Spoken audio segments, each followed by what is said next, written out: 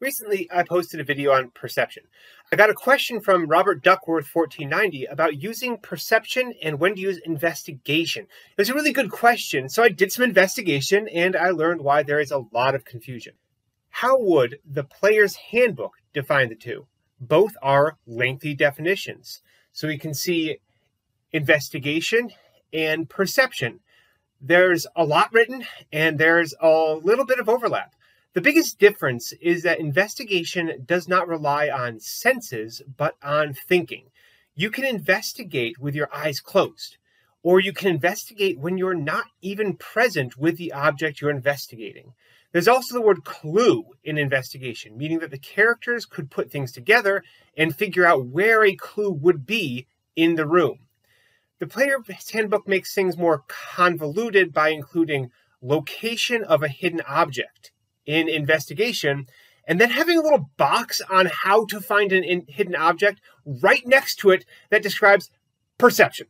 So there is built-in overlap. I used Candlekeep Mysteries to investigate the difference. I looked up all the instances of a DC and looked mainly at the ones relating to intelligence checks or wisdom checks. I excluded animal handling because that's pretty obvious. And I found that perception was the most common, followed right after by investigation. I looked through the uses, and again, there's a lot of overlap, specifically when it comes to finding hidden objects. So how do you play the difference? First, the classes have minimal overlap. Barbarians and fighters have proficiency in perception, but not investigation. Blood hunters, warlocks, and wizards are proficient in investigation, but not perception. Artificers, rogues, and rangers are proficient in both, and bards can be proficient in whatever they want to be. It's notable that neither wisdom caster, the cleric or the druid, gives proficiency in perception, requiring a bit of a diversifying of your skill portfolio. And in the player's handbook, only sailor gives proficiency for perception. No other background gives proficiency for that, and no background gives proficiency for investigation.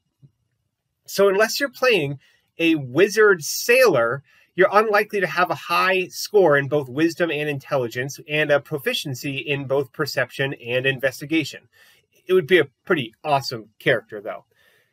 Second, most classes will not benefit from having both wisdom and intelligence scores, so chances are your character is not using both skills with both proficiency and high ability. As a player, be specific as to how your character is looking for a hidden object. Think of it like looking for your glasses. You can either look around the room, probably with disadvantage in perception, but that would be a perception check. Or you can just sit there and try to remember where you put them and track your steps back, and that's an investigation check. Finding a hidden room was a real tight spot on some of the D&D Beyond chats, and I think that could probably be done both ways. Just have to be exact about how you're doing it. Are you looking at the dust, looking for scrapes in the floor, looking for light coming from behind walls? Those are all really described right there in perception.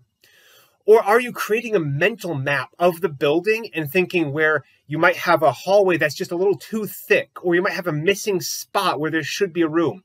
That's an investigation check. Play to your character's strength and be very communicative with your DM. And of course, use a library when in doubt. That's an investigation check where your DM can maybe hand you a few clues, maybe even give you a little bit of lore, or just tell you straight out, nobody knows this and nobody would, which might be a dead end. Now, how do we DM the difference? There are differences between investigation and perception where things are evident. Searching for clues, checking wounds, admiring architecture before destroying it, or using the local library are all firmly investigation. Situational awareness, hearing conversations or stealthy goblins, and hearing/smelling things are all firmly perception.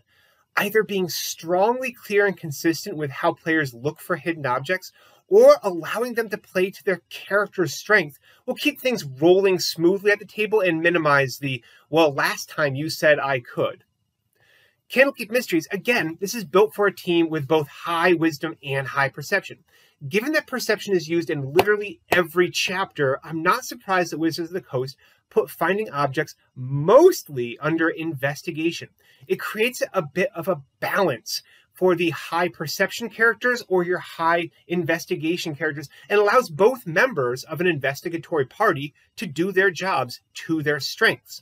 There's at least one spot where either skill can be used, and they just say they're interchangeable on page 73.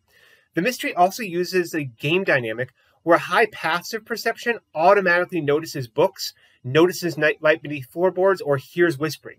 Be clear with your players if you're going to give them clues if they have a high passive perception, because that could mean one player is getting all the clues and other players are kind of left in the dust. Or it could mean you're rewarding the one player who actually is perceptive. I like the balance that Candlekeep tries to bring to this whole perception investigation question, but I would actually want more consistency or open flexibility. My current party has between a +1 to a +3 in their intelligence scores, or a 0 to 1 in wisdom.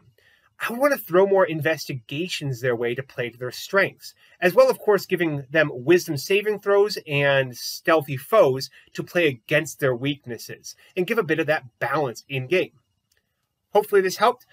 I investigated this using Candlekeep Mysteries, the Player's Handbook, D&D Beyond Forums, and the 3rd edition Player's Handbook, which wasn't much clearer. If you're still in doubt, talk to your DM or players. And as a DM, don't make your players do an insight check to know what ability scores you want rolled.